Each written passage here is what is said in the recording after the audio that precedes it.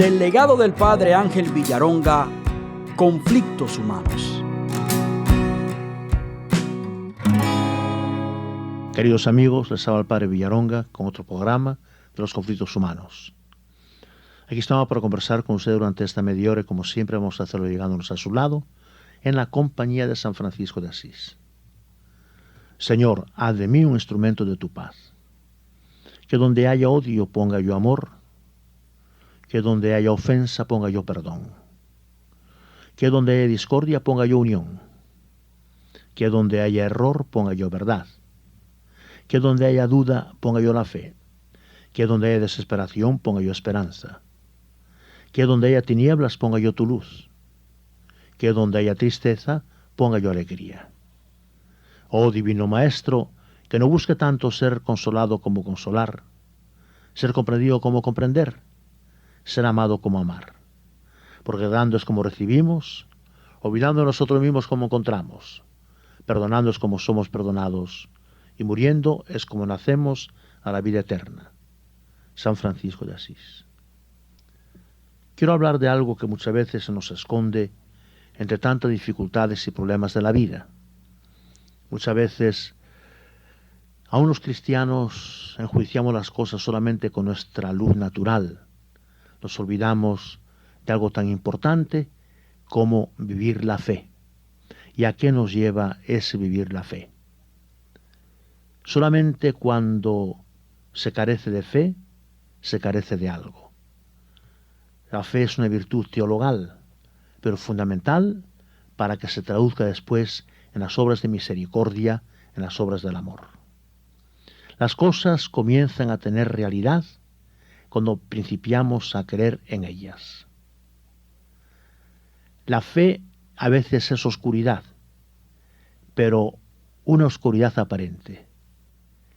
Dios no es el que hace poner al hombre de rodillas diciéndole: arrodíllate delante de mí, como un esclavo delante de su amo. Dios no actúa así. Mucha gente piensa y cree eso y dice que no se acerca a Dios porque van a perder su libertad. No. La fe, al contrario, es Dios quien eleva nuestra inteligencia, que nos toma de la mano, que nos hace subir más alto en los espacios que jamás habríamos podido alcanzar por nosotros mismos. Si la gente supiera qué total y auténtica libertad, qué alas pondrá sobre nosotros Dios cuando creemos en Él, no habría tanta gente que huye de Dios porque piensa que Dios lo va a limitar en sus aspiraciones, en sus ansias en la vida. La fe es Dios que viene a hablarnos al oído. Es Dios que viene a decirnos que existe, que todo esto que admiramos tiene un creador, tiene un ordenador, tiene un conservador. Dios ya no es simplemente nuestro creador, sino que se convierte además en el Padre y en el Maestro que nos instruye. Cuando se pasa de una fe en Dios, un Dios abstracto, al Dios que se encarnó en Jesucristo, entonces entenderemos de verdad todas estas cosas. Los autores más inteligentes y mejor preparados, me refiero a los escrituristas, han dicho que todo el afán de Jesucristo en su vida pública, esos 3 años de tanta predicación, de tanta diatriba con los escribas y fariseos, todo su afán fue demostrarnos que Dios, no solamente que Dios existe, sino que Dios es Padre. Y el que de verdad entienda eso, que Dios es Padre, que somos hijos de Dios, que Dios vela por nosotros, habrá entendido el sentido, la profundidad de la fe. Vivir la fe no es cerrar los ojos, poner barreras o encerrarse en un túnel, no es quitarse la cabeza. Lo hemos dicho muchas veces, Chesterton tenía una frase genial. Dios nos manda al llegar al templo quitarnos el sombrero, pero no nos dice nunca que nos quitemos la cabeza. Es decir, la fe no es cerrar los ojos, poner barreras o encerrarnos en un túnel. Dios nos da la cabeza para pensar, pero cuando su palabra, su misterio, su dogma trascienda nuestra inteligencia, aceptar por la palabra confiarnos y fiarnos a su palabra. Eso es fe, fiarnos de su palabra. La fe es cumplir nuestra visión del mundo y ampliarla, y nuestra visión de las cosas más allá, infinitamente más allá de lo que nuestra inteligencia, la más alta, la más luminosa, puede alcanzar. ¿A dónde puede llegar mi inteligencia? Limitada. Pongamos nada más que una escala de conocimientos. Hay quien llega a primer grado y cree que ya se lo sabe todo. Y uno dice, pobrecito, ¿cuánto le falta por saber? Hay quien termina primera enseñanza, pero no llega a la segunda. Caramba, si siguiera estudiando. Hay quien se gradúa de bachillerato, de high school, pero no llega a la universidad. Y el que sabe cuántas enseñanzas se encierran en esa universidad, cuántas especialidades, dice, qué lástima. Pero hay quien llega a graduarse y a dominar una materia, pero quien tiene otras materias diría, se ha quedado con eso, si ampliara su conocimiento, su horizonte. Y el que más sepa, solamente si llegara a tener la humildad de decir, solo sé que no sé nada, se abriría la fe. Pero en la persona que más sepa cuánto le queda, qué horizonte tan infinito, tan enorme, porque aunque tengamos una inteligencia luminosa, cuánto más se puede alcanzar. Pero ya no llega nuestra inteligencia. Vemos que otros en otros campos sí llegan y no llegamos nosotros a eso. Pues hay entonces un mundo, aunque otros hayan llegado a una meta enorme, hay algo todavía muy superior. Es a donde llega la luz de la fe. La fe es un sentido nuevo que Dios nos da. El sentido de lo invisible que nos hace aceptar un nuevo universo. Así como nuestros ojos no pueden fijarse en la luz del sol por ser demasiado fuerte, ni descubrir los rayos infrarrojos, así el campo de exploración de nuestra inteligencia es limitado. Pero la fe sale fuera de esos límites y va más allá. La fe descubre un nuevo horizonte, cielos nuevos, una tierra nueva, a donde no llega la inteligencia humana. Por ella podemos penetrar en el pensamiento de Dios, podemos sobre todo escucharle, confiar en Él, como confiamos en un maestro indiscutible. Por la fe entramos en el sol de Dios, más allá de lo que los grandes genios, llegados a la cumbre de la inteligencia, no pueden explicar. La fe más humilde nos descubre que Dios Padre ha puesto en mí un soplo de vida que nada lo pueda apagar. Que este Dios se interesa por mí, que se ocupa de mí en cada segundo, ya duerma o esté despierto. Que este amor de Dios hacia mí, nada en el mundo, nada podrá destruirlo. Esa es la fe. Y hay un momento que la inteligencia tiene que rendirse y con humildad ante el misterio. Saber decir las palabras del ser más humilde que pisó la tierra, la criatura más humilde, la Virgen María. Aquí está la esclava del Señor. Hágase en mí según tu palabra. ¿Creen que María vio todo lo que le esperaba? No. Sencillamente se fió. Confió en la palabra del ángel, sabía que se ponía en manos de un Padre amoroso. Hágase en mí según tu palabra.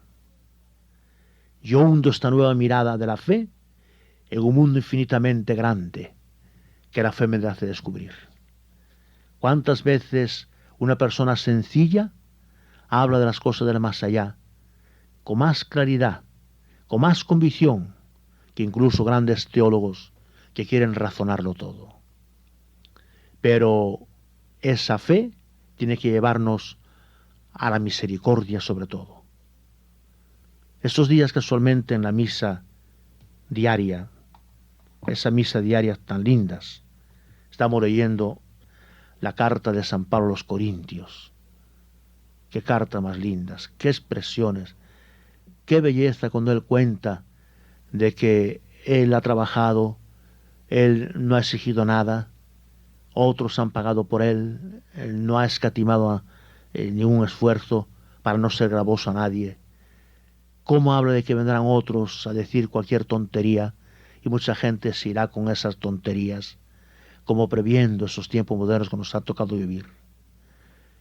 Cuando leemos el Evangelio estos días, Estamos leyendo trozos lindos, cortitos, pero lindos, porque es demasiado para indigestarse una sola lectura.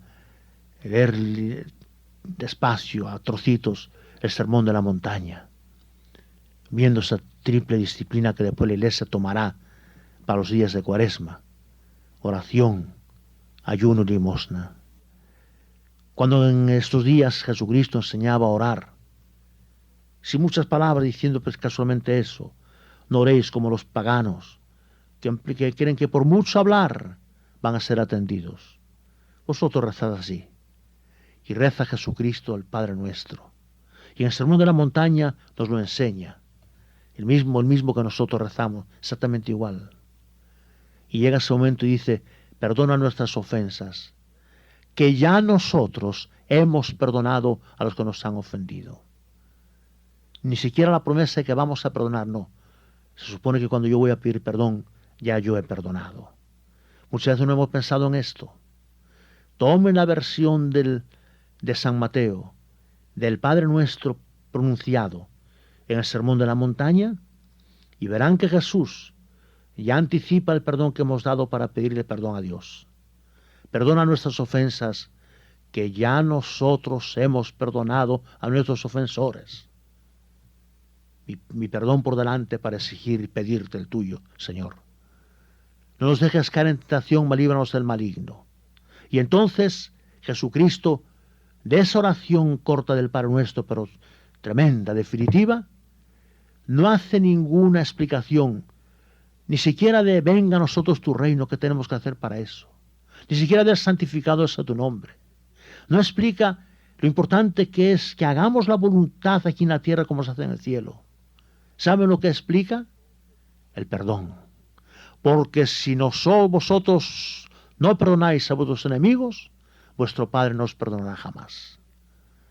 La explanación que hace Cristo después del Padre Nuestro se refiere a una frase de todo el Padre Nuestro, no a la más importante, que es: santificado sea tu nombre, venga a nosotros tu reino. No se refiere a esa. Se refiere a la del perdón, la más necesaria. Porque si yo no perdono, yo no voy a ser perdonado. No acabamos de rezar. Nuestra fe se queda a veces en verdades.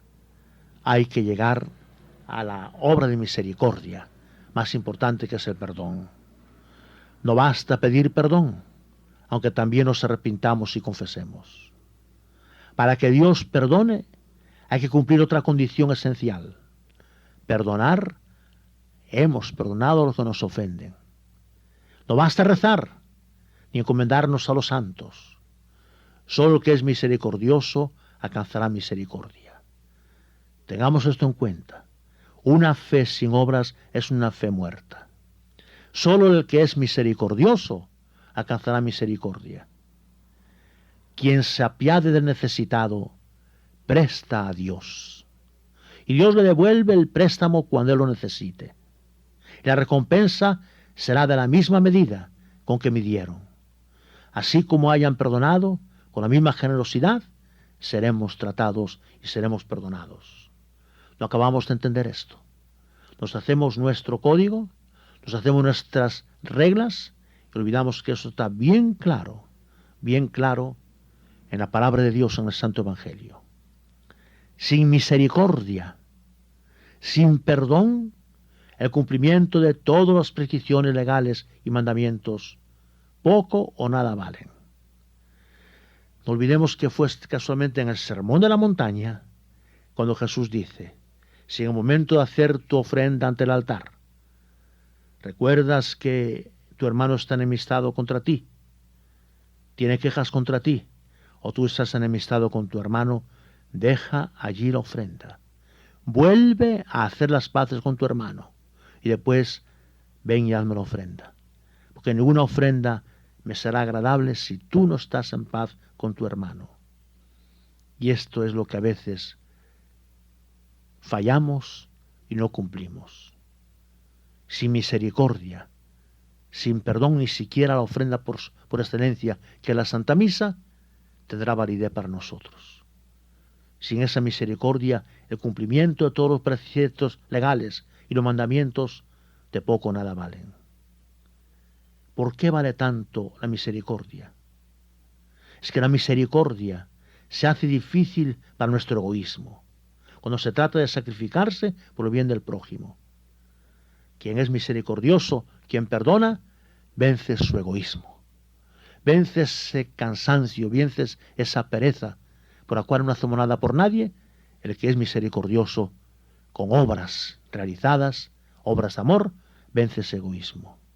La misericordia se hace difícil para nuestro egoísmo. La misericordia nos impacienta cuando nos hacen perder tiempo los que Dios no hizo simpáticos, agradables, como nosotros hubiéramos querido. Entonces hay que tener misericordia. Si yo voy a estar solamente con la gente agradable, que me cae bien, que es hermosa, que es buena, a la que debo beneficios, entonces no estoy practicando la misericordia. Si yo no me impaciento cuando esa persona no es agradable, no es bonita, al contrario, es fea, es grotesca porque no tuvo culpa, no tuvo educación, no tiene buenas formas, si aguanto esa impaciencia, no la demuestra, entonces yo tengo misericordia. La misericordia es difícil para nuestra envidia, a tener que ser comprensivos con los demás, con sus opiniones, con su manera de ser, con sus deficiencias, con defectos, y también tener que perdonar. También la misericordia hay que ejercerla así, incluso aceptando a quien vale más que nosotros, no envidiando a quien tiene cualidades que nosotros no tenemos.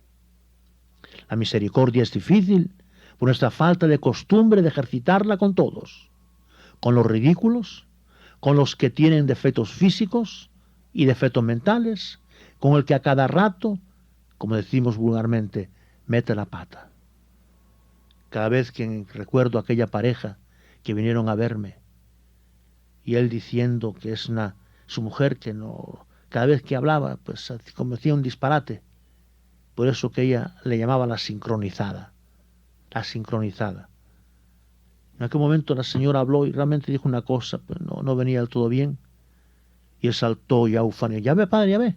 Por eso digo yo, abre la boca y mete la pata. Qué pena me dio aquella señora. No había amor. Porque donde hay amor, cuando se mete la pata, no se humilla a nadie. Perdón la expresión, pero tenía que decirla así.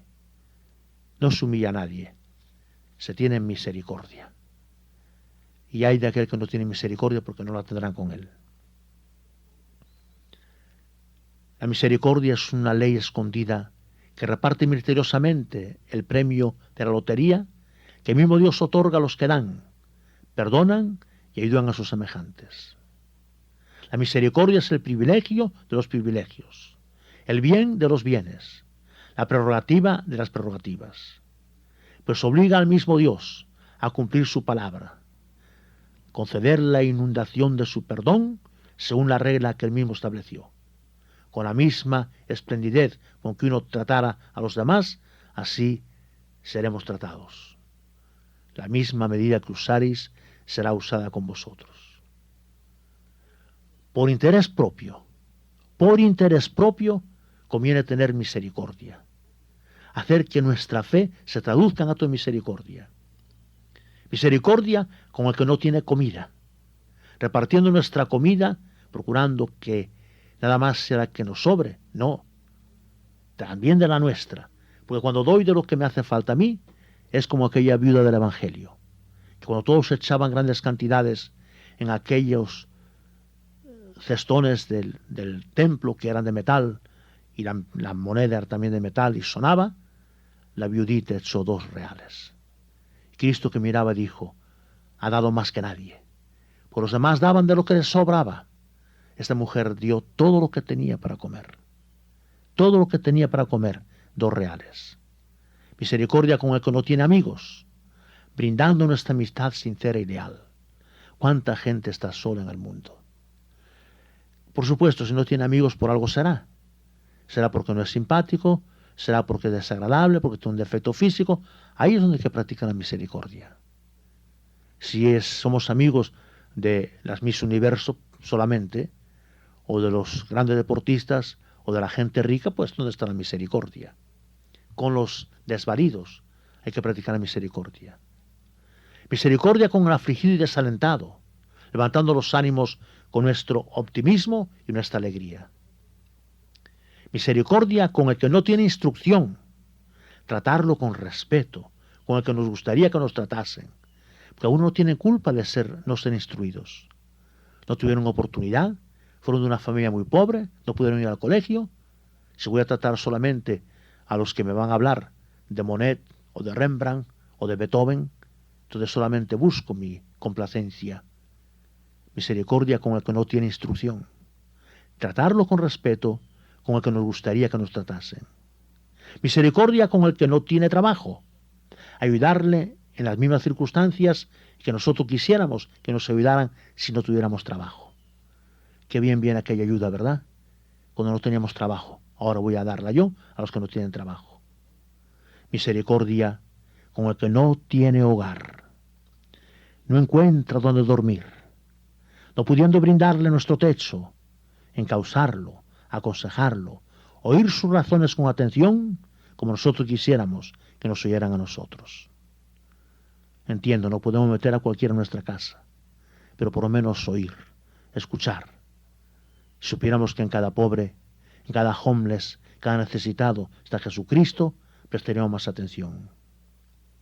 La misericordia es el secreto de los santos. Esos santos que hasta consiguen milagros, porque hacen el milagro de su estupenda misericordia con sus hermanos.